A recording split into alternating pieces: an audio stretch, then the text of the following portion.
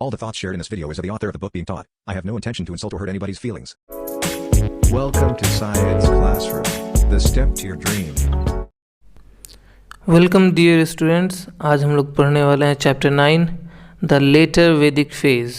हम लोगों ने चैप्टर 8 में पढ़ा था ऋग वैदिक फेज़, जो कि अर्ली वैदिक फेज़ भी कहलाता है, उसे पढ़ा था।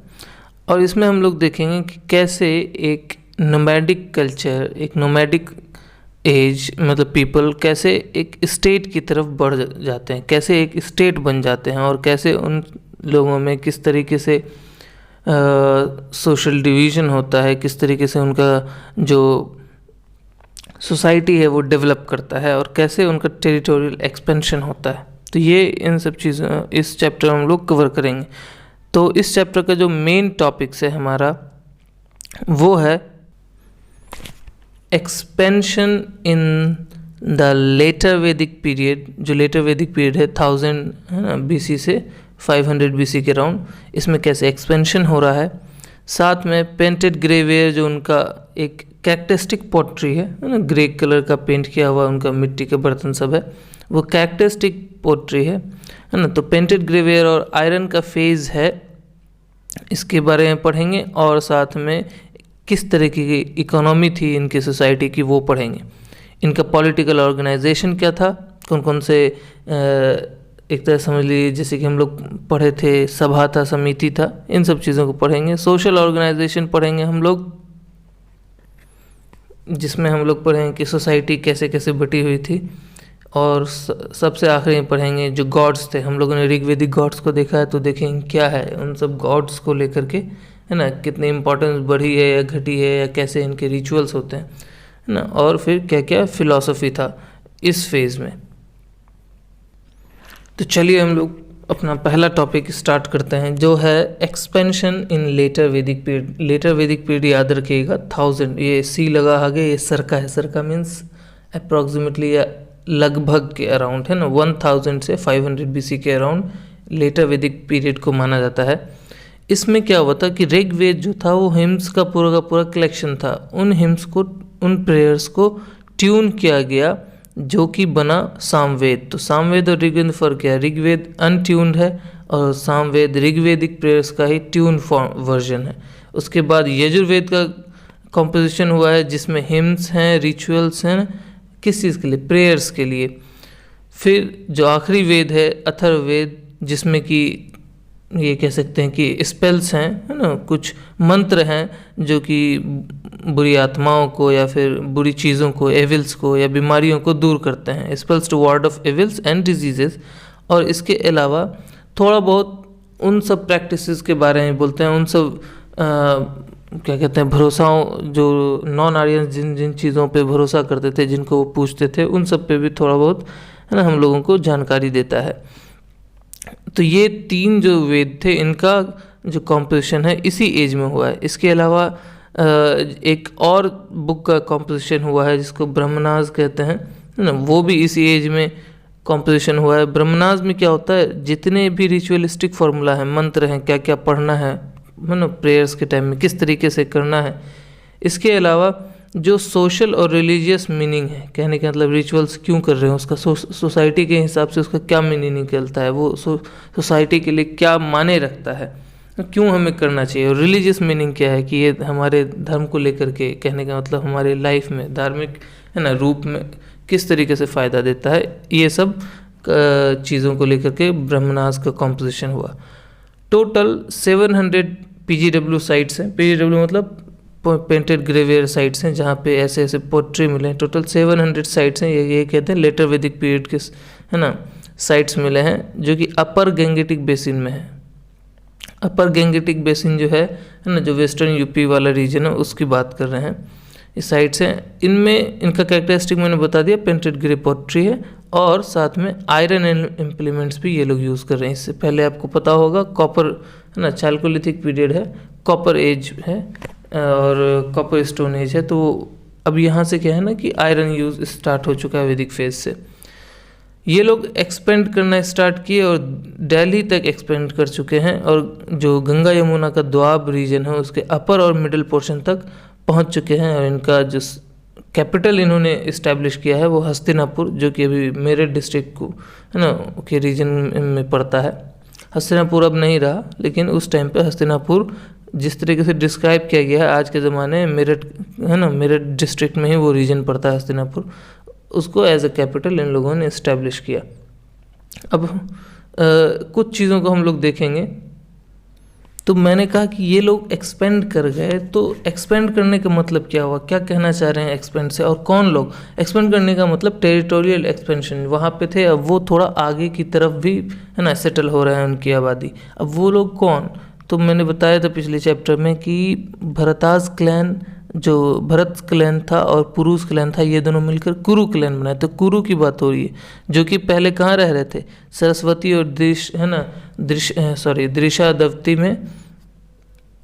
दृशादवती एक क्या कहते हैं रिवर है सरस्वती की तरह, उन दोनों के बीच में जो रीजन था वहाँ पे कुरु लोग रहा करते थे, लेकिन अब वो दिल्ली तक एक्सपेंड कर चुके हैं। कुरु को लेकर के एक बहुत इम्पॉर्टेंट फैक्ट आप लोग को याद रखना है कि कुरु क्लैन में ही महाभारत वॉर हुआ था, जिसको ना बैटल ऑफ भारत भी बोलते हैं हिस्टोरियंस। तो महाभारत वॉर हुआ था जो कि 950 BC के अराउंड माना जाता है। तो वो एक इम्पॉर्टेंट बात है, उसको याद रखिएगा। आगे हम लोग अभी पढ़ेंगे भी महाभारत वॉर है ना, कि इसका क्या हिस्टोरिकल इम्पैक्ट है, हिस्ट्री में उसका क्या इंपॉर्टेंस है, उसको देखते हैं है ना। तब तक आगे बढ़ते हैं। एक और किंगडम था, याद होगा, पंचला किंगडम है ना। तो वो जो है ना पंचला किंगडम के बारे में हम लोग आगे पढ़े हैं कि जो फेमस है फिलोसोफर किंग्स के लिए, उसके जो किंग्स थे बहुत फिलोसॉफिकल बात किए हैं अपने राज्य में स्टेबिलिटी लाने के लिए। और जो वहाँ पे थियोलॉजी है ना, थियोलॉजियंस थे, थियोलॉजियंस कहते हैं धार्मिक स्टडीज़ को आगे बढ़ाने वाले। तो ब्राह्मण जो थियोलॉजियंस थे और जो फिलोसोफर किंग्स थे, उसके लिए पंचला किंगडम फेमस है, जो कि अभी का बरेली का रीजन, बदायूं का रीजन और फर्रुखाबाद के रीजन में है ना, मतलब उस रीजन में इस्टेब्लिश थे पंचला किंगडम के लोग, उसी रीजन में इस्टेब्लिश रहे। हाँ, अब एक चीज़ और देखिए, जैसे कि हम लोग को पता अभी आर्कियोलॉजिकल एविडेंस के अलावा जो हम लोगों को पता है कि हस्तिनापुर जो कैपिटल था उनका है ना, वो बाढ़ की वजह से ख़त्म हो गया, बर्बाद हो गया। और जो कुरूज थे वो मतलब क्या कहते हैं, जो कुरूज यहाँ के लोग थे वो आखिर कहाँ गए, तो वो कौशाम्बी जो कि इलाहाबाद का रीजन है, इलाहाबाद के आसपास का रीजन, वहाँ मूव कर गए। ठीक है, अब हिस्टोरिकल फैक्ट देखते हैं कि जो 600 BC एंड जो है लेटर वैदिक फेज का है ना, 500 BC में एंड हो रहा है, उसके करीब करीब 600 BC में वो हम लोगों को देखने को मिलते हैं। कहाँ तक, जो ईस्टर्न यूपी है कोशाला रीजन, और जो विदेहा रीजन है बिहार का, विदेहा मतलब बिहार में पड़ेगा। ठीक है, तो बिहार और ईस्टर्न यूपी के रीजन तक वो स्प्रेड कर चुके हैं, फैल चुके हैं, यहाँ तक आ चुके हैं। अब अगर यहाँ तक आए हैं तो ज़रूर कुछ ना कुछ कहीं ना कहीं थोड़ा बहुत कॉन्फ्लिक्ट हुआ होगा, उसको देखते हैं। तो इन लोगों ने ना कंटेंडेड, माफ़ कीजिएगा स्पेलिंग मिस्टेक है, इन लोगों ने black and red earthen pottery people जो है, वो लोग जो कि black and red pottery use करते थे, उनसे इनका भिड़ंत हुआ। किस रीजन में, ईस्टर्न यूपी में है ना, जो ईस्ट यूपी वाला पार्ट है वहाँ पे। और बिहार रीजन में उन लोगों से हुआ जो कि कॉपर एलिमेंट्स यूज़ कर रहे थे। कॉपर एलिमेंट्स थोड़ा बहुत आपको है ना क्या कहते हैं, जो चाल्कोलिथिक पीरियड है उसकी बात कर रहे हैं, मतलब उसकी बात हो रही है यहाँ पे। Occur and red coloured pottery people, जो कि लेट हरप्पन पीपल का थोड़ा बहुत साइन दिखाता है, and copper elements using people. तो कॉपर एलिमेंट और रेड है ना, ऑकरे जो पॉटरी हम लोगों ने थोड़ा मतलब आई थिंक्स जो हरप्पन सिविलाइजेशन मैंने पढ़ाया उसमें ऑकरे ना पॉटरी की बात की है, और रेड कलर पॉटरी का थोड़ा बहुत वहाँ भी है ना हम लोगों ने क्या कहते हैं पढ़ा है, जो कि वेस्टर्न यूपी के रीजन में। तो इन लोगों से यहाँ पे वेस्टर्न रीजन में, जनरली वेस्टर्न यूपी के रीजन में किन लोगों से, वो लोग जो कि ओकरे पॉटरी और रेड कलर पॉटरी और कॉपर इम्प्लीमेंट्स यूज़ कर रहे थे। ईस्टर्न यूपी में black and red earthen pottery वाले पीपल, मतलब वो लोग जो कि काला और लाल वाला पेंट किया हुआ मिट्टी के बर्तन को यूज़ कर रहे थे। और जो बिहार का रीजन है, विदेहा रीजन के करीब जब इधर की तरफ फैले तो किन लोगों से इनकी भिड़ंत हुई, उन लोगों से जो कॉपर इम्प्लीमेंट्स यूज़ कर रहे थे ना। इनका थोड़ा बहुत भिड़ंत है ना black and red ware people से भी हुआ, जो कि हम लोग कहते हैं कि मिक्सचर हैं लेट हरप्पन पीपल और थोड़ा बहुत आसपास की वजह से, जो उन लोगों का कल्चर थोड़ा और है ना कॉन्ग्लोमेरेट किया, मिक्स किया, है ना, थोड़ा अपना भी उसमें ऐड हुआ और हड़प्पन लेट हड़प्पन कल्चर भी उसमें दिखता है। तो इन लोगों से भी इनका भिड़ंत हुआ। तो ये जो सेकंड फेज था एक्सपेंशन का, ये जो एक्सपेंशन हुआ, पहला एक्सपेंशन हम लोग देख चुके हैं ऋग्वेदिक फेज में, ये जो सेकंड फेज है एक्सटेंशन का, वो इनका इसलिए सक्सीड किया और बहुत अच्छा गया क्योंकि इन लोगों के पास आयरन के वेपन्स थे और है ना हॉर्स ड्रॉन चैरियट्स थे, रथ थे। तो अब आपको याद होगा कि लेट हड़प्पन पीपल के पास ज़्यादा कुछ नहीं, है ना, कॉपर इम्प्लीमेंट्स वो भी बहुत बहुत कम मात्रा में हुआ करता था और इन लोगों के पास आयरन इम्प्लीमेंट्स थे। तो ये जो सेकेंड वेव था एक्सपेंशन का, ये बहुत ही सक्सेसफुल गया, है ना, लेटर वैदिक फेज के जो पीपल थे उन लोगों के लिए। अब हम लोग देखते हैं जो PGW है ना, पेंटेड ग्रेवियर और आयरन फेज कल्चर है, उसको थोड़ा बहुत जानते हैं और जो वैदिक इकोनॉमी था इस एज का वो देखेंगे। तो हम लोगों को आयरन जो सबसे पहले दिखता है वो 1000 BC के अराउंड दिखता है धरवर में, कर्नाटक रीजन में, है ना, और ठीक उसी टाइम पे पाकिस्तान में गांधार रीजन में दिखता है, बलूचिस्तान रीजन में दिखता है, eastern Punjab, western UP, Madhya Pradesh and Rajasthan, इन सब रीजन में एक साथ आयरन, है ना, आर्कियोलॉजिकल एविडेंसेस दिखते हैं। अराउंड सेम 1000 BC के अराउंड देखने को मिलता है। ठीक है, जो वेस्टर्न यूपी वाला पार्ट है उसमें हम लोगों को आयरन के वेपन्स देखने को मिलते हैं, जैसे कि तीर का जो हेड है वो, और जो भाला का हेड है जो तिरछा होगा, है ना, ट्रायंगुलर होगा, वो हेड इस टाइप से जो है ना। तो ये जो हेड है जो आयरन का बना हुआ हम लोगों को वेस्टर्न यूपी के रीजन में, है ना, जो कि 800 BC के करीब करीब देखने को मिला है। जो ईस्टर्न यूपी का पार्ट है और जो विदेहा रीजन बिहार का पार्ट, इसमें आयरन का जो यूज़ स्टार्ट हुआ है वो 7th सेंचुरी BC के अराउंड हो गया। तभी तो हम लोगों ने अंदाज़ा लगाया कि जब एंड हो रहा था लेटर वैदिक फेज तब ये एक्सपेंशन हुआ है ना, क्योंकि टेक्स्ट में आयरन को श्याम या कृष्ण आयास, है ना, कहा गया है। बहुत इंपॉर्टेंट होगा ऑब्वियसली, तब ना देख रहे हैं हम लोग किस तरीके से उसको रिलेट किया जा रहा है। अब क्या है ना कि इनका जो अभी इकोनॉमी है वो एग्रीकल्चर बेस्ड है, और एग्रीकल्चर बेस्ड करने का मतलब पहले नोमैडिक था, एग्रीकल्चर इंपॉर्टेंट नहीं था, याद रखिए ऋग्वेदिक फेज में। लेकिन यहाँ पे हम लोग को पता चल चुका है कि अब ये लोग थोड़ा अच्छा और सेटल्ड लाइफ जी रहे हैं। अच्छा कहने का मतलब वेल सेटल्ड, और एक तरीके से एक, है ना, जो सिटीज़ के अर्बन लाइफ स्टाइल की तरफ ये मूव करते जा रहे हैं। तो एग्रीकल्चर जो है वो इनका चीफ मीन है लाइवलीहुड का, जीने का। इसके अलावा ये जो खेती कर रहे हैं, लकड़ी के हल, प्लोशेयर मतलब हल कहते हैं, और बैल के द्वारा खींचा जा रहा है, उसको इस्तेमाल कर रहे हैं। अब लेकिन एक चीज़ याद रखिएगा, बैल बहुत ज़्यादा अमाउंट में नहीं है, क्योंकि इस कल्चर में सेक्रीफाइसेस हैं, मतलब बलि देने का प्रैक्टिस है, जिसकी वजह से क्या हो रहा है, कैटल का स्लॉटर हो रहा है, कैटल वेल्थ कम हो रहा है। अब ज़्यादा ब्लॉक्स हैं नहीं कि बहुत ज़्यादा एग्रीकल्चर हो, इसलिए जो एग्रीकल्चर है वो प्रिमिटिव है, बहुत एक्सटेंसिव फॉर्म नहीं है। कहने का मतलब है इम्पॉर्टेंट चीफ प्रैक्टिस है, लेकिन बहुत एक्सटेंसिव नहीं, इतना कि नहीं कि बहुत ज़्यादा अनाज पैदा कर सके।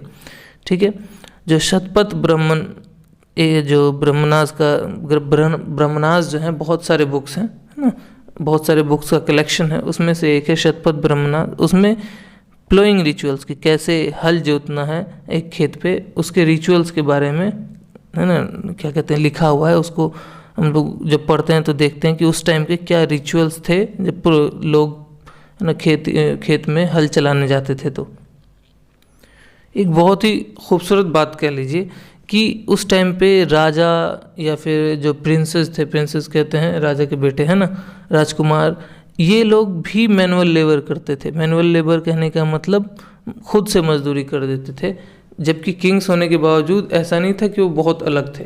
तो ये शुरू में जो लेटर वैदिक फेज के शुरू की बात है, उसमें किंग्स और जो प्रिंस थे वो भी हाथ बटाते थे मजदूरी में। जैसे कि जो जनक राजा थे, सीता माता के पिताजी, है ना, जो विदेहा के राजा थे, विदेहा मतलब बिहार की तरफ का किंगडम जो है, बिहार की तरफ का रीजन जो है, तो इसमें, है ना, ये भी हल चलाया करते थे। आप लोग शायद पढ़िएगा, वहाँ पे बताया जाता है कि उन्होंने भी हल को छुआ था, हल को मतलब हल से खेत को जोता था। ठीक है। और बहुत ही अच्छी अच्छी बात भी कही गई है कि कैसे वो खेती करते थे और किस मतलब थोड़ा लेजेंडरी वे में है, लेकिन ये दर्शाता है कि राजा भी है ना हल छूने से मजदूरी करने से भागता नहीं था, उनका भी पार्टिसिपेशन होता था।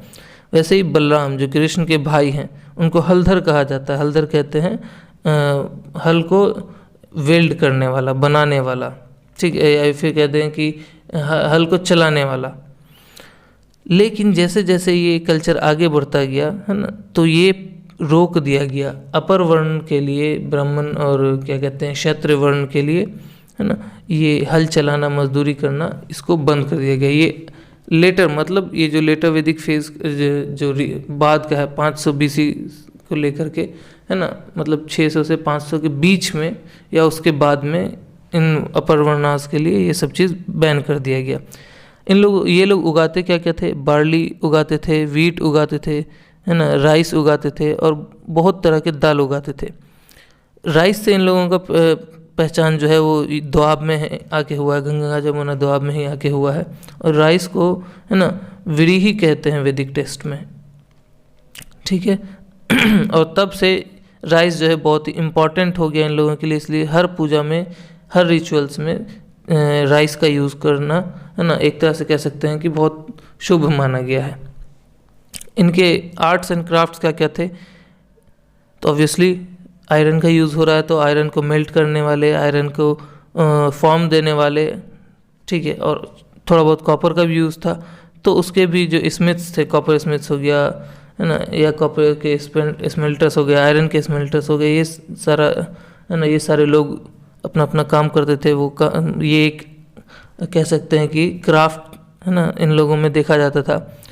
वीविंग को लेकर एक स्पेशल है कि जो बुनने का काम है कपड़े, वो सिर्फ और सिर्फ औरतें बुनती थी। इसका मतलब ये नहीं कि कम था, वीविंग बड़े स्केल पे होता था, काफ़ी मैसिव स्केल पे होता था, लेकिन सिर्फ और सिर्फ औरतें क्या करती थी, कपड़ा बुनने का काम। लेदर वर्क था, चमड़े का काम होता था। इसके अलावा बर्तन बनाए जा रहे थे ना, बढ़ी का काम था। बढ़ी मतलब एक तरह से कह सकते हैं लकड़ी का काम करने वाला, आप लोग को पता ही होगा। ग्लास मेकर्स थे, ग्लास मेकर्स जो मिरर्स बनाएंगे, शीशे से बना हुआ आर्टिफैक्ट्स बनाएंगे। अब शीशे से जुड़ा हुआ क्या होता है, चूड़ियाँ होती हैं जो कि फीमेल्स पहनती हैं, तो बैंगल मेकर्स थे और ज्वेलरी मेकर्स भी थे। ज्वेलरी मेकर्स ऑब्वियसली जो रिच पीपल होंगे वो ज्वेलरी अफोर्ड करते होंगे, है ना। ये लोग 4 तरह की पॉटरी से, है ना, मतलब ये लोग 4 तरह का पॉटरी बनाते थे। ब्लैक एंड रेड वेयर, वैसे पॉटरी जो काला और लाल, है ना, कलर से पेंट किया गया हो। ब्लैक सिल्वरवेयर कहने का मतलब जो काला और शाइनी पेंट होगा उस किया हुआ पॉटरी पे, वो पॉटरी। साथ में पेंटेड ग्रेवेयर जो कि एक कैरेक्टरिस्टिक, है ना, पॉटरी है इनका। पेंटेड ग्रेवेयर, ग्रे पेंट से, है ना, ग्रे पेंट चढ़ा हुआ बर्तन। और रेड वेयर जो कि सबसे ज़्यादा पाया गया है। रेड वेयर जो है ऑलमोस्ट पूरे के पूरे उस रीजन में जहाँ पे वैदिक कल्चर था, जहाँ पे वैदिक पीपल लोग रह रहे थे, मतलब ये कह सकते हैं कि नॉर्दर्न पार्ट हमारा इंडिया का, उस पूरे रीजन में रेड वेयर मिला है। मतलब रेड वेयर इन लोगों में बहुत ज़्यादा, रेड कलर का पॉटरी जो था वो बहुत ज़्यादा यूज़ होता था। अब PGW जो था उसका काम क्या क्या था, जो PGW अब क्यों है इतना कैरेक्टरिस्टिक और सब जगहों पे नहीं मिला है, बहुत बड़े अमाउंट में भी नहीं मिला है जितना रेड वेयर पॉटरी मिला है। उसका रीज़न ये है कि ये कैरेक्टरिस्टिक पॉटरी है, किसी और कल्चर में पॉटरी नहीं देखने को मिल रहा है। जनरली इसमें क्या है, कटोरा है ना, डिश है, बर्तन है छोटे छोटे। तो इसका मतलब कहीं ना कहीं ये जो PGW था ये पूजा के काम में आता होगा, या नहीं तो घर के भी अगर काम में आता होगा, तो जो रिच क्लास होंगे, जो अमीर लोग होंगे, वही ये यूज़ कर पाते होंगे, इसलिए इनका अमाउंट थोड़ा कम है। अब ध्यान दीजिए, जो PGW साइट्स हैं, जहाँ जहाँ PGW मिलते हैं, वो जनरली वेस्टर्न यूपी का रीजन है और दिल्ली का रीजन है, दिल्ली कुरुपंचला वाला रीजन, है ना। पंजाब में थोड़ा बहुत इसके साइट्स हैं, हरियाणा में है जो कि मादरा रीजन था, और राजस्थान जो कि मत्स्या रीजन है ना। इन सब एरिया में पेंटेड ग्रेवेयर के साइट्स, है ना, पाए जाते हैं। अब जितने भी साइट्स हैं लेटर वैदिक फेज के, उसमें बहुत कम साइट्स हैं जो कि एक्सकेवेट किए गए हैं। जैसे कि हस्तिनापुर एक्सकेवेट किया गया है और अतरंजी, खेरा और नो, ये 3 साइट एक्सकेवेट किया गया है अच्छे स्केल पे। हस्तिनापुर में जैसे कि क्या कहते हैं, हस्तिनापुर का डिस्क्रिप्शन दिया हुआ है टेक्स्ट में, वैदिक टेक्स्ट में, वैसा नहीं है। हस्तिनापुर वैसा एकदम एक्सकेवेशन में नहीं मिला है। इसी वजह से कुछ लोग जो हिस्टोरियंस हैं वो महाभारत को एक तरह से कह सकते हैं कि एपिक की तरह से देखते हैं, ना कि रियल बैटल की तरह से देखते हैं। लेकिन ऐसा नहीं है, ये हुआ होगा नहीं हुआ होगा किसी को नहीं पता, क्योंकि जहाँ जहाँ की बात है कि कहाँ कहाँ हुआ, कैसे कैसे, वो सारे डिस्क्रिप्शंस के हिसाब से एक्सकेवेशन के रिजल्ट्स नहीं मिले हैं। आगे मिल सकते हैं, ये भी हो सकता है, क्योंकि बहुत हो सकता है कि डीप एक्सकेवेशन नहीं हुआ है, बहुत सारे साइट्स को नहीं देखा गया, कुछ ही साइट्स को देखा गया, बाद का कुछ पता नहीं। तो ये जो सेटलमेंट्स थे, जो सेटलमेंट्स जनरली हम लोग एक्सकेवेशन में कैसे देखते हैं कि जितना थिक सेटलमेंट होगा उतना सेंचुरीज, उतना ज़्यादा तक ये लोग उस जगह पे रह रहे होंगे। तो एक्सकेवेशन में इनके मटेरियल रिमेन्स का जो थिकनेस है वो 1 से 3 मीटर के अराउंड है। इसलिए हम लोग मानते हैं कि इन लोगों का जो सेटलमेंट था वो 100 साल से 300 साल के बीच में, है ना, 1 to 3 सेंचुरीज रहा होगा, ये लोग यहाँ पे रहे होंगे। तो अब ये लोग रहते कैसे हाउसेज में थे? मड ब्रिक, मिट्टी के बने हुए, है ना, जो एक तरह से कह सकते हैं कि ईंटा नुमा शेप दिया हुआ मिट्टी का, लेकिन पका हुआ नहीं, है ना, बेक्ड ब्रिक नहीं, है ना, तो कच्चे मिट्टी के ब्रिक के शेप में बना हुआ ढेला एक तरह से कह सकते हैं, उसको जोड़ जोड़ कर घर बनाया हुआ था। साथ में फूस के घर थे, है ना, पोल्स पे इरेक्टेड थे। पोल्स कहते हैं जैसे मान लीजिए एक तरह से बांस है, वैसे ही लकड़ी का कोई स्ट्रक्चर होगा, उस पर जो फूस थे वो सब डाले हुए थे। तो बहुत ही कह सकते हैं कि एक बहुत ही ज़्यादा डेवलप्ड सेटलमेंट तो नहीं देखने को मिला हम लोगों को। ओवन्स मिले हैं, चूल्हे मिले हैं, इसके अलावा अनाज रिकवर हुए हैं एक्सकेवेशन में। तो मतलब ऑब्वियसली जो सीरियल्स थे हम लोग जानते हैं, वीट बार्ली ये सब उग रहे थे, तो ये कहीं ना कहीं पक ही रहे होंगे। अब एक चीज़ देखिए कि ये लोग, मैंने कहा था प्रिमिटिव एग्रीकल्चर है। प्रिमिटिव का मतलब बहुत एक्सटेंसिव लेवल पे, बहुत अच्छे तरीके से और बहुत बड़े लेवल पे एग्रीकल्चर नहीं हो रहा, तो ऑब्वियसली ये लोग बहुत ज़्यादा उपज नहीं कर पा रहे होंगे। अब एक शहर का डेवलपमेंट तभी होता है जब एक class, agriculture class, farmer class जो है बहुत ज़्यादा उपज करे, जो कि उनकी फैमिलीज़ के लिए भी रहे। और शहर जो बसने वाले हैं लोग हैं शहर में, वो सब तो खेती नहीं करेंगे, तो उनकी ज़रूरत को भी पूरा कर सके वो खेत, वो फार्मर क्लास। क्योंकि एक्सटेंसिव एग्रीकल्चर नहीं हो रहा है, इसकी वजह से बहुत ज़्यादा प्रोड्यूस नहीं कर पाएंगे, जो कि ना जो शहर में आर्टिसंस रहने वाले हैं, जो काम करने वाले लोग हैं, उनको भी, है ना, क्या कहते हैं कि उनका भी ज़रूरत उससे पूरा हो सके। तो इसी वजह से वो जो फार्मर क्लास था वो राइज़, है ना, टाउन्स के राइज़ में उनका कोई कंट्रीब्यूशन नहीं हो पाया। इसीलिए बहुत बड़े बड़े टाउन्स हम लोग को इस एज में देखने को नहीं मिलते हैं। हालांकि टेक्स्ट में, लेटर वैदिक टेक्स्ट में नगर वर्ड देखने को मिलता है, जो नगर जनरली सिटी के लिए यूज़ किया जाता है, लेकिन ऐसा कोई बहुत बड़ा शहर देखने को नहीं मिला। 2 शहर है, हस्तिनापुर और कौशाम्बी। 2 शहर भी नहीं कहें, ये कहें कि 2 फेमस साइट्स हैं, हस्तिनापुर और कौशाम्बी। और अभी तक जो एक्सकेवेशन में मिला है वो ऐसा नहीं मिला कि बहुत बड़े शहर थे, ये प्रिमिटिव टाउन्स थे, कह सकते हैं कि प्रोटो अर्बन टाउन्स, जो अभी अर्बन सिटीज़ बने भी नहीं थे, ये बनने की तरफ जा रहे हैं। और फिर ये इनका अचानक से क्या हो गया, फिर ख़त्म हो गई ये। तो बहुत बड़ा शहर सब भी हम लोगों को देखने को नहीं मिलता इस एज में। टेक्स्ट में थोड़ा बहुत सीज़ का बात है, समुंदर का बात है और समुद्री यात्रा की बात की गई है, लेकिन तो ये दिखाता है, मतलब बहुत ज़्यादा नहीं है। ऑब्वियसली अगर किसी जो कल्चर है उसमें अगर सी वोयाज बहुत बड़े लेवल पे हो रहा होगा, तो बहुत टेक्स्ट में भी ऑब्वियसली उसकी बहुत सारी कहानियाँ होंगी, है ना, उससे रिलेटेड एक्सीडेंट्स की, या उससे रिलेटेड मिथ्स होंगे, उससे रिलेटेड बहुत कुछ होगा। तो बहुत कुछ होगा तो समझ में आएगा कि बहुत बड़े लेवल पे सी ट्रेड हो रहा है। हालांकि इसमें दिख रहा है कि सी ट्रेड हो रहा है, तो कहीं ना कहीं थोड़ा बहुत कॉमर्स फैला है, इनफैक्ट कॉमर्स किया जा रहा है, ट्रेड किया जा रहा है। लेकिन एक चीज़ देखिए कि ये कॉमर्स होता क्यों, लोग ट्रेड क्यों करते हैं? जब उनके पास नए नए आर्ट्स होते हैं तो उस आर्ट्स को बेचने का रास्ता निकालते हैं, आर्ट्स को फैलाने का रास्ता निकालते हैं, वही ट्रेड कहलाता है और वही कॉमर्स को जन्म देता है। तो ये इनके पास जो नए नए अभी आर्ट्स और क्राफ्ट्स हैं, है ना, आर्टिसंस हैं जो शहर में कुछ काम कर रहे हैं, अब चूंकि वो नए नए आर्टिफैक्ट्स बना रहे हैं तो उनको बेचने के लिए ट्रेड कर रहे हैं। इस एज के एंड तक में हम लोगों को देखने को मिल रहा है कि लोग क्या है, पहले नोमैडिक थे, तो जो नोमैडिक और पैस्टोरल फॉर्म था उससे सेटल्ड और सेडेंट्री लाइफ, सेडेंट्री कह लीजिए कि जमा हुआ एक जगह रुका हुआ लाइफ को, है ना, इस्टेब्लिश कर चुके हैं एक जगह पे, तो सेटल्ड लाइफ स्टाइल आ चुका है इनका, जो कि पहले नोमैडिक या सेमी नोमैडिक या पास्टोरल फॉर्म्स था इनके लाइफ का। नेक्स्ट टॉपिक हम लोग देखेंगे वो है पॉलिटिकल ऑर्गेनाइजेशन, कि किस तरीके से इनका जो सोसाइटी था वो चल रहा था। असेंबलीज के बारे में हम लोग पढ़े थे पिछले चैप्टर में, और पिछली वीडियो में है वो भी, अगर जो नहीं देखेंगे वो एक बार जाकर देख लीजिएगा। असेंबलीज के बारे में हम लोग पढ़े थे, तो यहाँ पे क्या है ना, असेंबलीज अब इम्पोर्टेंस खो रहे हैं, अपने अपने असेंबलीज जो है अपना इम्पोर्टेंस खो चुके हैं।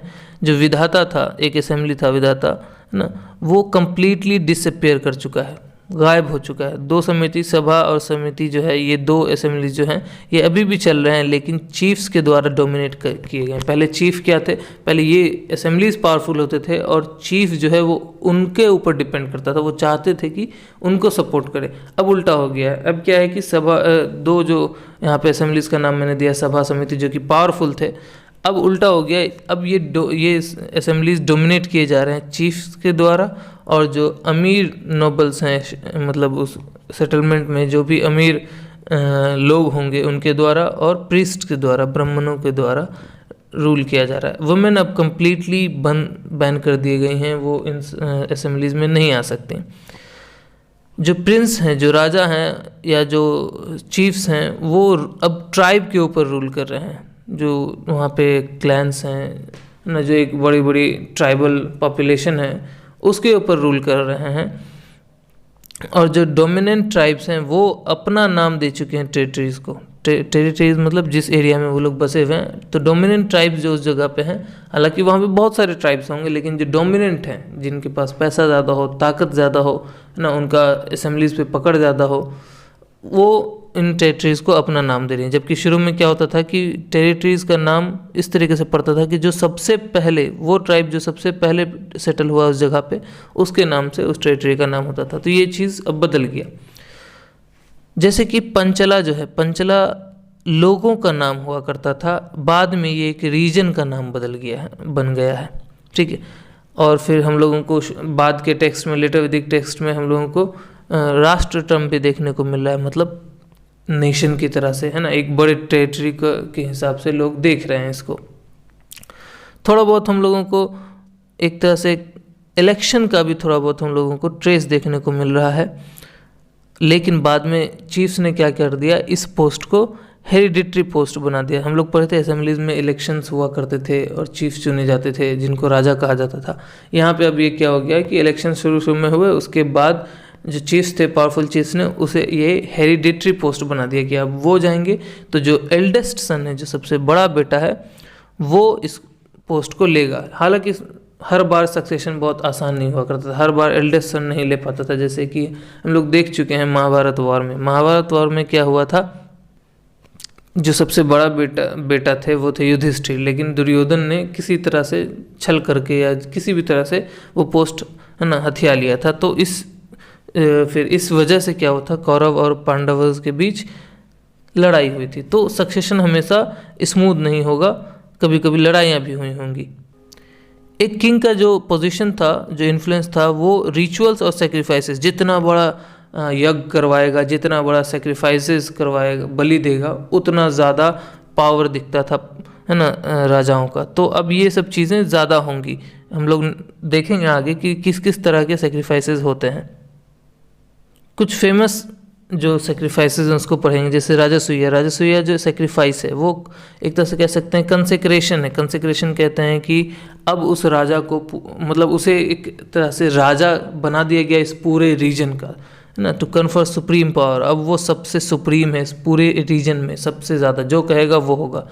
तो एक ये सेक्रीफाइस था, इसमें यज्ञ हुआ करता था, बलि दी जाती थी। इसके अलावा अश्वमेध सब सुने होंगे कि एक राजा की फैमिली का घोड़ा जो है उसको छोड़ दिया जाता था, और जो उसको रोकेगा उससे लड़ाई होगी। तो रोका नहीं जाता था, जितना बड़ा टेरिटरी, उसके पूरे टेरिटरी में अगर कोई रोका तो उससे लड़ाई होगी, है ना। तो ये क्या दिखाता है? ये दिखाता है कि अनक्वेश्चनेबल कंट्रोल दिखाता है कि कोई उसके सामने टिक नहीं पा रहा, कोई उसके जो राज है उस पर सवाल नहीं कर रहा है। और एक था वजपेय। वजपेय एक यज्ञ था, एक सेक्रीफाइस था, यज्ञ था जिसमें कि चैरिट रेस हुआ करता था, है ना, रथ का रेस हुआ करता था राजा का और उसके जो भी किन्समैन हैं, उसके फैमिली के जो भी लोग हैं उनके रथों के बीच, और राजा का रथ जीतता था। तो रॉयल रथ जो था उसको, है ना, अपने किन्समैन के रथ से जिताया जाता था। तो ये सब अब जो बड़े बड़े सेक्रीफाइसेस होते थे उसमें बड़े बड़े डिस्ट्रीब्यूशंस किए जाते थे, राजा की तरफ से दिए जाते थे गरीबों को, बाकी सारे जो उसकी प्रजा है उसको खिलाया जाता था, गिफ्ट्स दिया जाता था। तो जितना बड़ा सेक्रीफाइस उतना ज़्यादा वो राजा और टेरिटरी वो अमीर दिख रहा है, उतना ज़्यादा राजा का इन्फ्लुएंस बढ़ता चला जा रहा है।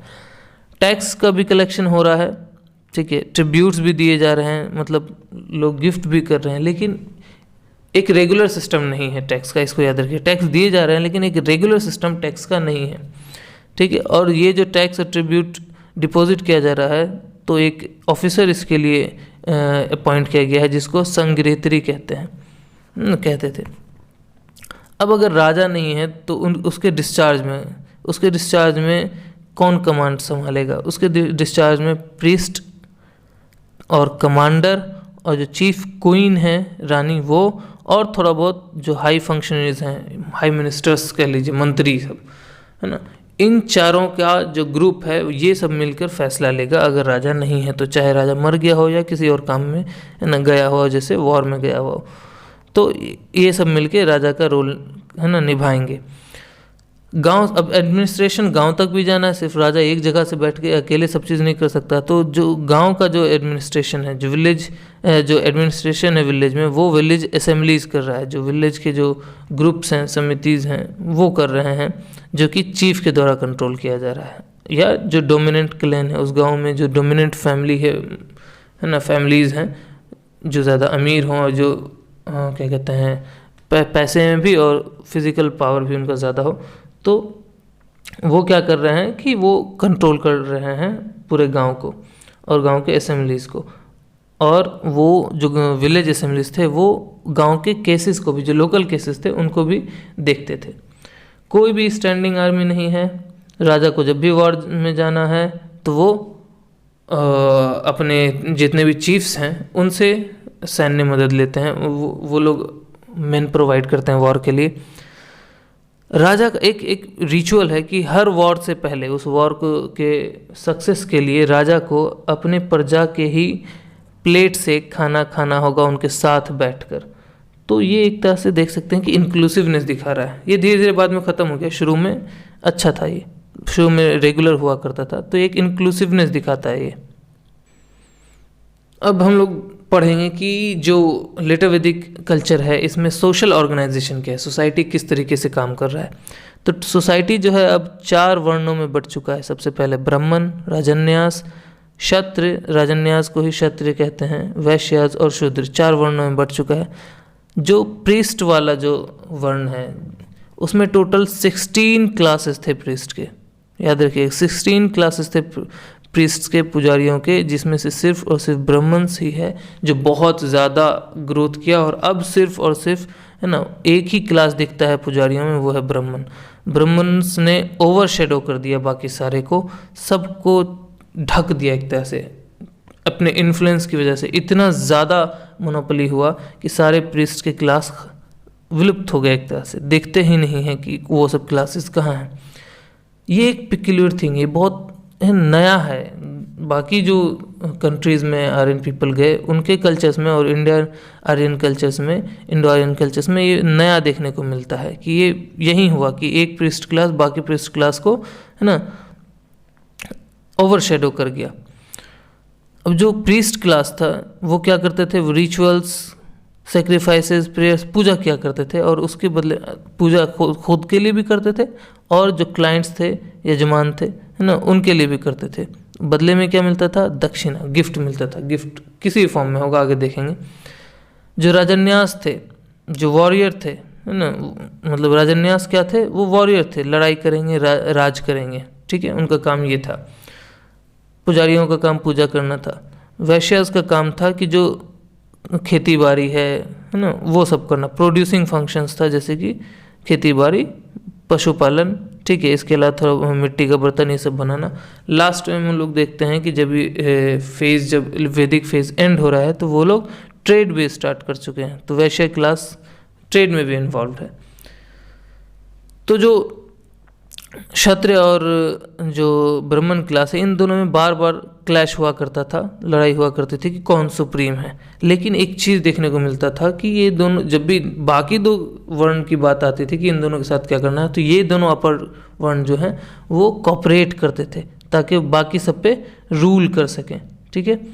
ऐसा बहुत सारा रिचुअल्स है टेक्स्ट में दिया हुआ जो कि बताता है कि कैसे वैश्य मतलब कॉमन पीपल, विस जो मैंने पहले भी बताया है, उनको कैसे राजा की तरफ सबमिसिव किया जाए, मतलब उसको कहते हैं ना कि उनके अधीन किया जाए, वो झुके रहें उनके सामने, उनको अपने से ऊपर माने, राजा को उस तरीके से है ना इज्जत दें और उसकी बात माने, ठीक है। राजा और राजा की जो फैमिली उसको कैसे, उसके अधीन कैसे हो, तो इसके लिए रिचुअल्स हुआ करते थे। और ये रिचुअल्स करवाते थे क्षत्र, करता कौन थे, तो प्रीस्ट क्लास क्या करते थे। तो ये दोनों मिल के कॉपरेट करके जो कॉमन पीपल थे या दूसरे वर्ग के लोग थे उनको, उन पे रूल क्या करते थे।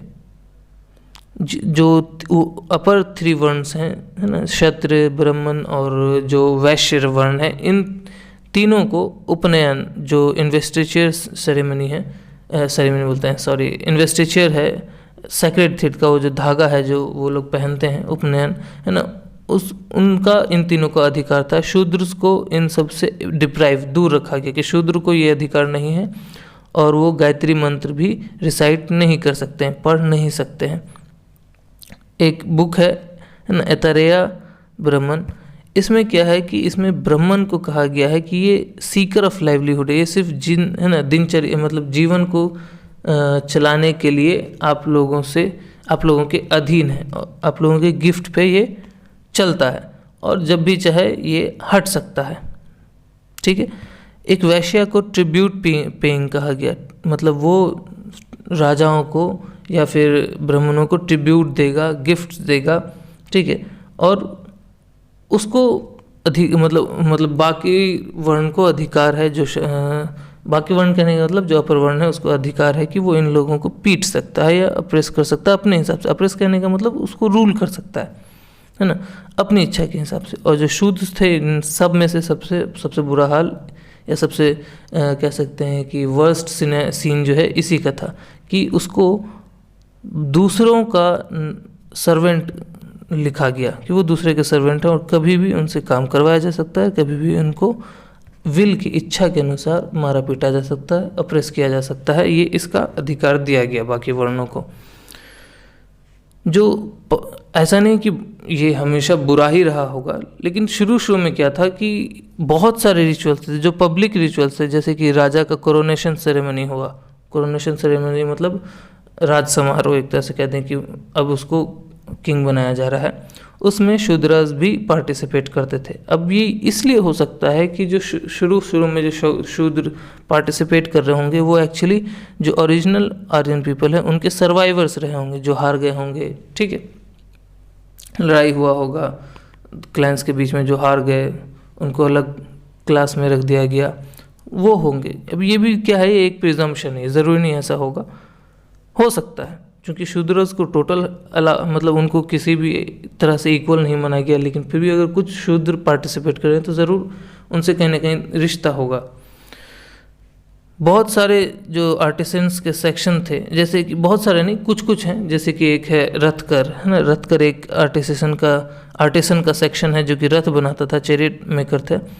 उन लोगों को थोड़ा हाई स्टेटस दिया गया सोसाइटी में, मतलब छोटे क्या कहते हैं वर्ण में चैरिट मेकर को हाई स्टेटस दिया गया और उनको सेक्रेड थ्रेड भी अलाउ किया गया। ये किस में, वैश्य पीपल में, ऐसा नहीं कि ये शूद्र पीपल हैं, ये वैश्य पीपल में जो रथकर थे उनको थोड़ा है ना धागा का अधिकार दिया गया और थोड़ा अपर, ये कहते हैं कि थोड़ा सा हाई स्टेटस दिया गया सोसाइटी में।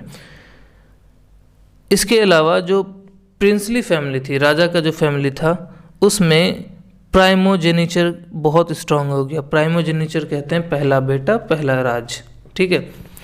जो मेल एंसेस्टर्स थे उनको पूजा जाता था, मेल्स का इम्पोर्टेंस बहुत बढ़ गया एक फैमिली में, ठीक है। वुमेन्स को उतना ज़्यादा अधिकार नहीं था, वुमेन्स को मर्द के बराबर अधिकार नहीं था।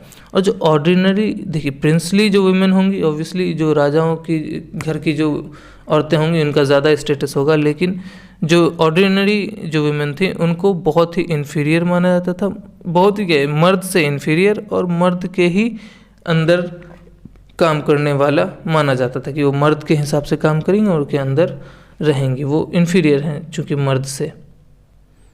इसी एज में, है ना, गोत्र अपीयर हुआ। गोत्र जो है जनरली जो लिटरल मीनिंग है गोत्र का, जो लिटरल मीनिंग कहते हैं जो वर्ड का, है ना, जो लिटरल जो डेरिवेशन है वो आया है कॉपेन से। कॉपेन कहते हैं वो जगह जहाँ पे, है ना, मवेशी रखा जाता था पूरे क्लैन का।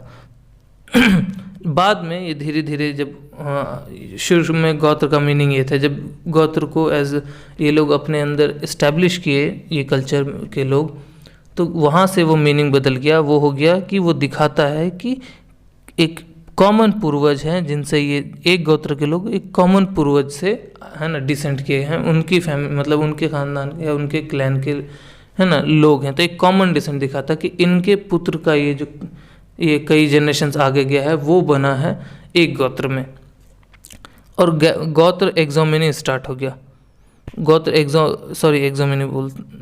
एक्सोगेमी, है ना, गोत्र एक्सोगेमी स्टार्ट हो गया। कहने का मतलब सेम गोत्र के जो कपल्स हैं वो मैरी नहीं कर सकते, क्योंकि वो सेम फैमिली माने जा रहे हैं, क्योंकि सेम एंसेस्टर हैं, कॉमन एंसेस्टर हैं, इसलिए गोत्र एक्सोगेमी मतलब दूसरे गोत्र में शादी, है ना, स्टार्ट हो गया है।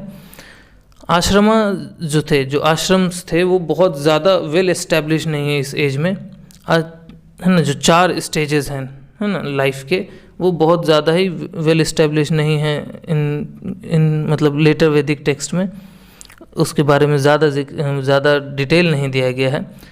4 आश्रम कौन कौन से हैं? ब्रह्मचारी जो कि स्टूडेंट का मतलब स्टूडेंट वाला रोल है लाइफ में, गृहस्थ वाला जो लाइफ का स्टाइल है जिसको हाउस होल्डर भी कहते हैं, है ना। वनप्रस्थ जो हर्मिट होंगे, जंगलों में रहेंगे, ठीक है। और जो सन्यासीन हैं जो कि इस दुनिया के मोह से दूर हो चुके हैं, है ना, दुनिया की जो लाइफ है उसको त्याग दे चुके हैं। ये 4 स्टेजेस हैं लाइफ के जिनको आश्रम्स कहते हैं। ये लेटर वैदिक टेक्स्ट में बहुत ज़्यादा वेल इस्टेब्लिश नहीं है, लेकिन 3 हैं जो टॉप 3 हैं, जैसे ब्रह्मचारी, गृहस्थ और वनप्रस्थ, है ना। इनका थोड़ा सा डिटेल हम लोगों को लेटर वैदिक टेक्स्ट में मिलता है।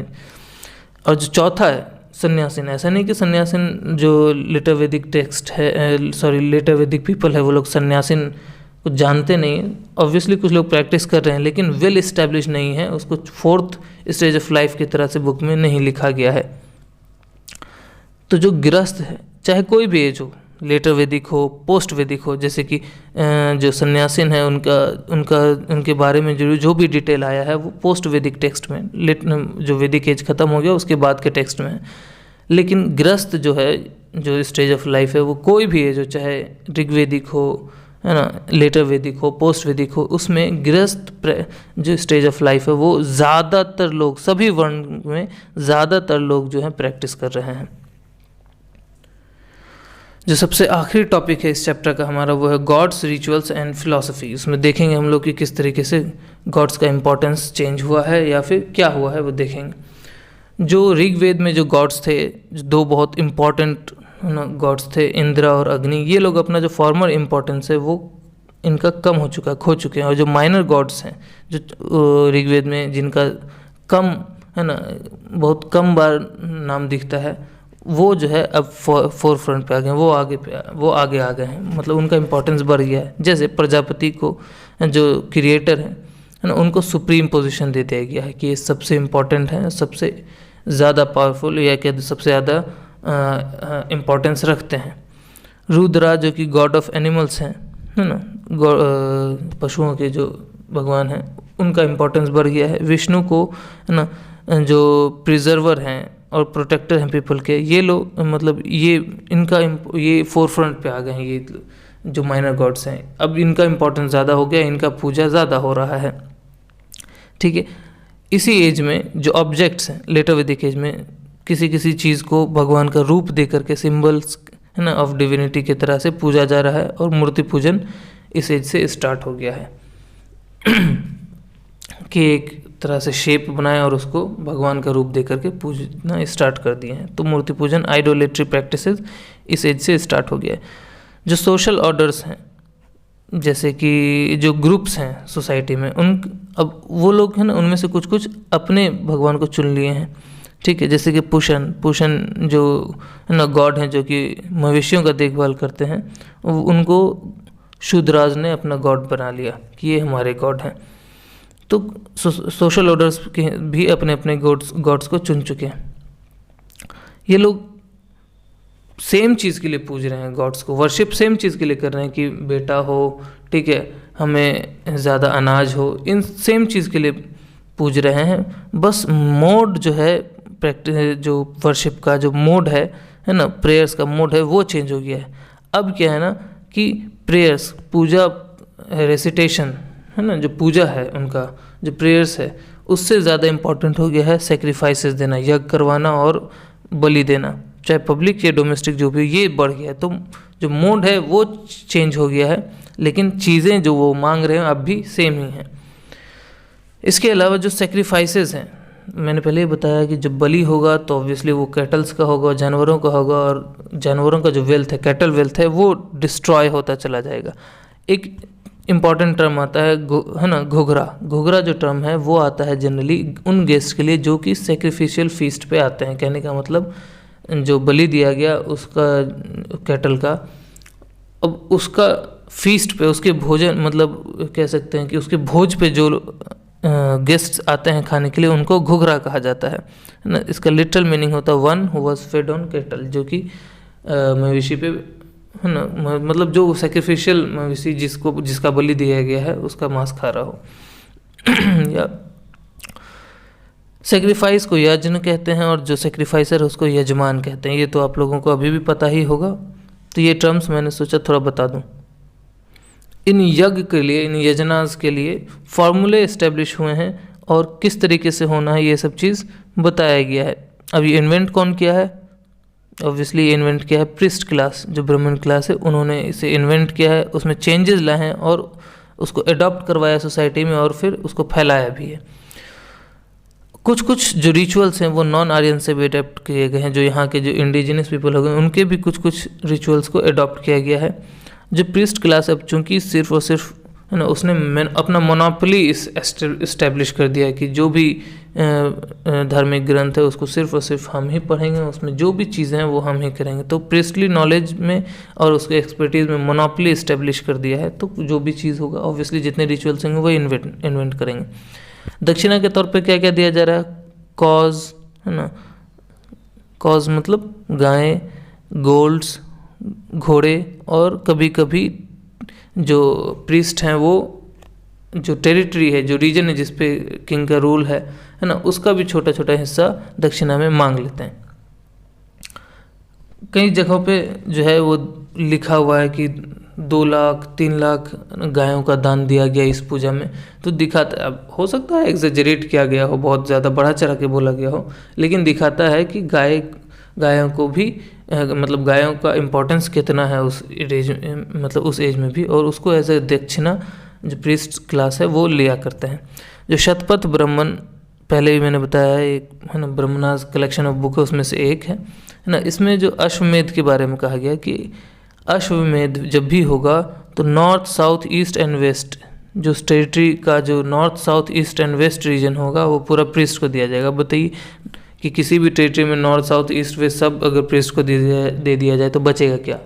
हर डायरेक्शन दे दीजिए, मतलब सारा का सारा टेरिटरी उस प्रीस्ट को दे दीजिए, लेकिन ऐसा होता नहीं था। कई बार ऐसा भी देखा गया है कि प्रीस्ट को जो टेरिटरी दिया जाना है दक्षिणा में, वो नहीं दिया गया, इग्नोर कर दिया गया राजाओं के द्वारा। तो ये कई सारा ऐसा एग्जाम्पल्स भी है।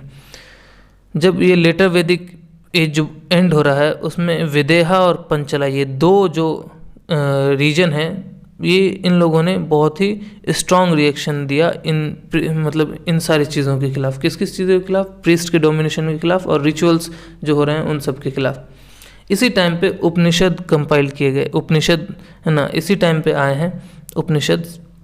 उपनिषद क्या है? ये फिलोसॉफिकल टेक्स्ट हैं जो कि बताता है रिचुअल्स पे नहीं ज़्यादा, मतलब रिचुअल्स को क्रिटिसाइज़ करता है, बल्कि ये बताता है कि जो राइट बिलीफ है, सही जो हमारा विश्वास है और सही जो ज्ञान है वही इम्पॉर्टेंट है, उसका वैल्यू को बताता है। मतलब नॉलेज ऑफ सेल्फ, आत्मन का ज्ञान होना, और आत्मन का मतलब आत्मा का परमात्मा जो कि या कह लो जिसको ब्रह्मा कहा गया है, जो सुप्रीम एंटिटी है जिसने सबको बनाया है, आत्मा का ब्रह्मा से रिलेशन इस्टेब्लिश करना और ख़ुद के बारे में जानना, यही इस पूरे लाइफ का है ना जो मेन मोटो है, जो गोल है, उसको बताया गया है उपनिषद में। तो ये फिलोसफिकल टेक्स्ट है। मैंने शुरू में भी कहा था पंचला जो कि फेमस है अपने फिलोसफिकल जो राजा हैं उनके लिए, और ब्राह्मण थियोलॉजियंस के लिए, थियोलॉजियंस कहते हैं धार्मिक रिसर्चर्स को, है ना। तो अब हम लोग देखेंगे कि पंचला और विदेहा के जो कुछ क्षत्रिय प्रिंसेस थे, उन लोगों ने ये जो थॉट है, तो मतलब स्कूल ऑफ थॉट है, ये कैटेगरी है एक तरह से थॉट का, इसको कल्टीवेट कर लिया है, इसको अपना लिया है और इसमें अपना योगदान दे रहे हैं। इससे फ़ायदा क्या हो रहा है कि देखिए जनरली ये किस चीज़ पे एम्फेसिस कर रहे हैं, चेंजलेसनेस, कि आत्मा निरंतर है, कभी ख़त्म नहीं हो सकता, इनडिस्ट्रक्टिबल है, ख़त्म नहीं हो सकता, इमोर्टल है, आत्मा अमर है, अजर है, ठीक है। ये सब चीज़ जो अब इस तरीके की बात करना है किसी भी सोसाइटी में, ये क्या करता है उस सोसाइटी को कि लोगों को, मतलब सोसाइटी का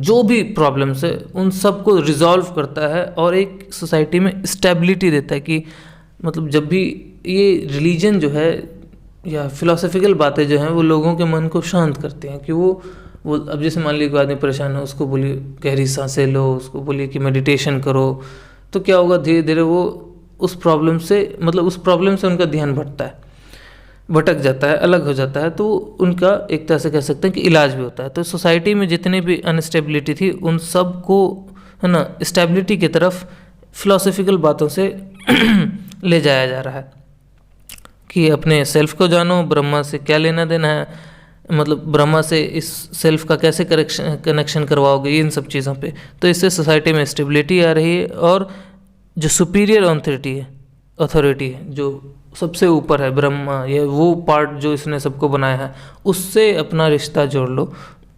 इससे क्या हुआ कि जो स्टेट्स, जो कि अब चूंकि टेरिटरी फैलता जा रहा है तो लोग ज़्यादा से ज़्यादा अनकंट्रोल होते चले जाएंगे, तो इसलिए उन लोगों को एक और मकसद दो, एक नया चीज़ दो, है ना, जिस पे वो विश्वास करें और जो लार्ज स्टेट्स हैं वो स्टेबल रह सकें।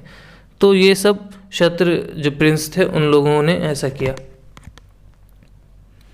अब यहाँ पे हम लोगों को देखने को मिल रहा है कि टेरिटोरियल किंगडम्स का अब शुरुआत हो चुका है ना, किंगडम्स का इस्टेब्लिशमेंट स्टार्ट हो चुका है। और कैसे कैसे, अभी थोड़ा देर पहले हम लोग पढ़े कि कैसे एक राजा जो है एक बड़े स्टेट को चलाने के लिए किस तरह की फिलोसफिकली बातें, मतलब फिलोसफिकल टेक्स्ट को प्रमोट कर रहा है, फिलोसफिकल स्कूल ऑफ थॉट्स को प्रमोट कर रहा है,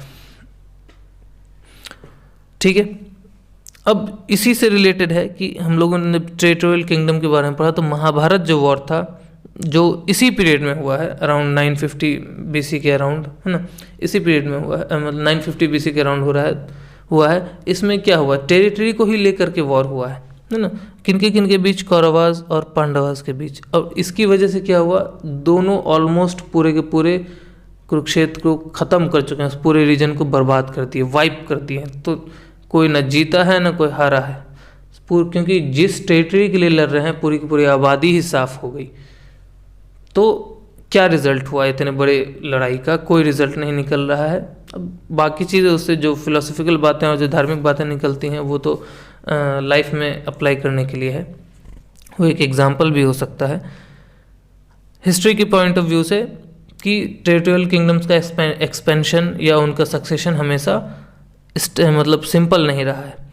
अब जो ट्राइबल सोसाइटी थी, नोमैडिक सोसाइटी थी, अब वो क्या किस टाइप की सोसाइटी में बदल चुकी है, वर्ण बेस्ड सोसाइटी में। सबका अपना काम बांट दिया गया है, चारों वर्णों का उनका लिमिट्स भी, है ना, तय कर दिया गया है। अब एक चीज़ ध्यान देखिए, जो इतने सारी बातें हैं पूरे के पूरे वैदिक कल्चर के बारे में, एक जो सबसे इम्पॉर्टेंट पॉइंट है कि आखिर एक वैदिक कल्चर, एक वैदिक सोसाइटी इतना बड़ा सोसाइटी क्यों नहीं बन पाया। उसका रीज़न है कि एक स्टेट सिस्टम बनने के लिए, है ना, किस चीज़ की ज़रूरत होती है? कलेक्शन, जो टैक्सेस हैं उनका एक रेगुलर सिस्टम हो। अब टैक्स जब कलेक्ट होगा तो इमरजेंसी सिचुएशंस में उससे किंग्स जो हैं लोगों की मदद कर पाएंगे। इसके अलावा जो बड़े बड़े रिचुअल्स होंगे, सेक्रीफाइसेस होंगे, उनमें वो खर्चा कर पाएंगे, है ना, पब्लिक को दिखा पाएंगे कि उनका राज कितना धनी है और कितना, है ना, मतलब हैप्पीली जीता है। इसके अलावा एक प्रोफेशनल आर्मी भी चाहिए एक स्टेट सिस्टम के लिए, और प्रोफेशनल आर्मी के लिए टैक्स ही चाहिए, वरना पे कैसे कीजिएगा। तो ओवरऑल सारा बात घूम के आ जाता है टैक्स पे। और जो अभी का इन लोगों का जो मोड ऑफ एग्रीकल्चर था वो बहुत ही एक्सटेंसिव नहीं था, प्रिमिटिव था, इसलिए टैक्स का कलेक्शन एक रेगुलर सिस्टम नहीं बन सकता था, और इसीलिए एक बड़ा स्टेट सिस्टम, एक बढ़िया स्टेट सिस्टम ये लोग इस्टेब्लिश नहीं कर पाए। आई होप आप लोगों को ये चैप्टर समझ में आया हो। If you learned something, please do like and share this video and subscribe to my channel.